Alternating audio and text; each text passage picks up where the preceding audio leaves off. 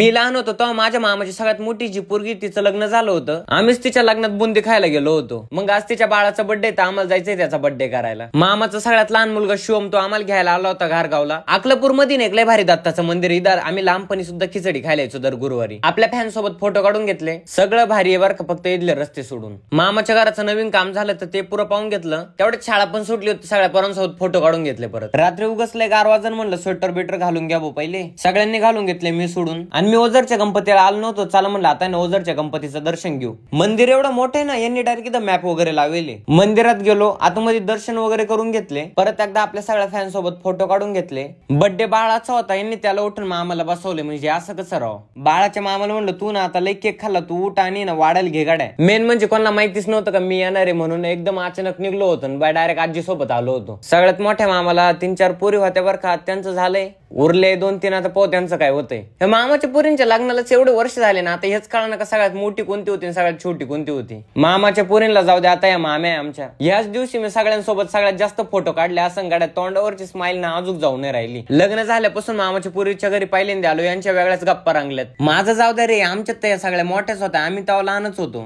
पण तुमच्यात असं नाही एखादा मामाची पोरगी करणारा, त्याला फक्त सेंड करा.